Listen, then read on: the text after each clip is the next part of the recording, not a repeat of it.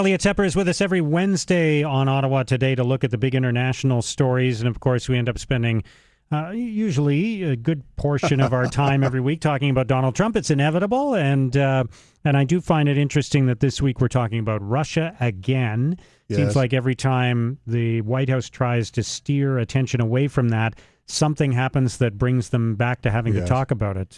They can't escape that story. Let's link our last story and this one in this fashion. The Russia story doesn't go away. I'm also going to argue in a few minutes. It really doesn't matter a whole lot, but that's another. But right now, what can derail NAFTA, despite Canada's efforts and very effective campaign, is this. If this remains in renegotiation, an economic renegotiation, Canada at the end of it should come out pretty good. If, however, this beleaguered president, because of the Russian, because of his agenda, the health care, if he feels really beleaguered, then politics overwhelms it. That is, we go from the business international economic side of the cabinet to the Bannon and Navarro side of the cabinet, which is parochial and nationalist. Politics this NAFTA could still be ripped up in the name of feeding the base. Because, yes, the Russian story just won't go away, and it's taken on new complexion. Who's the eighth person in the room? How many chairs are in the room? Yeah. So this goes on and on and on. You and I have talked about this quite a bit. There are now multiple probes going on, and it's now been added to. There's more on the Russia file than there was a week ago because of the new discoveries. Oh, look, Putin and Trump at a dinner in front of all the G20 leaders had another meeting, and this is now being developed. The point of all this is that while it won't go away, it really doesn't matter to his base. What really matters to the base is that the Republican agenda is going forward. The way I'd phrase it today is, don't just look at the circus, look at the sausage factory. So you and I and others, I'm a junkie. I'm riveted by all this news, nuance by nuance about the Russians and, the healthcare collapse. The Republican Party can't get its act together. Therefore, this shambles of an administration continues. It's irrelevant where it really counts. Politics ultimately is about power. And to the base, we have a choice. Either the Republican support crumbles or the Democrats get their act together. And I see no sign that the Republican base is crumbling. More than 8 out of 10 Republicans still support the president. The base may not be expanding, but that base was enough to get him elected.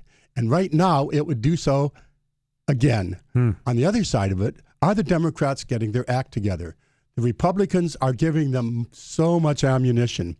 This health care bill was not only called mean by the President of the United States, that's his own bill, and the House bill that passed. But what they did in the Senate is just unconscionable in terms of saying this is about health care, and we really care about the health of America rather than about this is all the politics. So for 7 years, we said to the Republicans, we have to get rid of this horrible bill. And now they're coming out and admitting, well, really, we weren't trying to have a new health care system. We were just trying to gut the Obama presidency. They don't put it quite that way. All of that is wonderful theater for us to watch. But let's keep in mind that so far the base isn't crumbling. Why isn't it, Mark? Well, one phrase used in the New York Times was, well, there's some kind of a mass hallucination going on. But it's more than that. You and I have talked about this repeatedly. The Republican ascendancy is working for the Republican base. Even though there's no signet, they can't get any big bills passed, Nevertheless, what the Republicans like, and there's more than one Republican here, are several things. First of all, the Republican agenda regarding deregulation. There's going to be drilling. There's going to be separation of church and state is diminishing. There's many, many features. For example, on the health care bill, this now goes to the Health and Human Secretary, Human Resources Secretary Price, who can pretty well gut Obamacare by regulatory means out of the sight of the public. And that's happening with the EPA. It's happening in energy.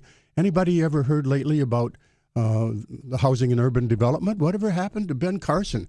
What's he doing? Yeah. Nobody is watching except for the people who care about such things. And the people who care about such things see things they like. Planned Parenthood may be defunded. Abortion is a very big issue. The evangelicals are the happiest component of the Republican coalition with Donald Trump. So as long as, and we had the Supreme Court, and remember there's about 150 other judges to be appointed by Donald Trump, plus at least one or two more Supreme Court justices. This administration can go through, particularly Bannon, to the base and say, we are delivering for you. They remain solid. Where are the Democrats?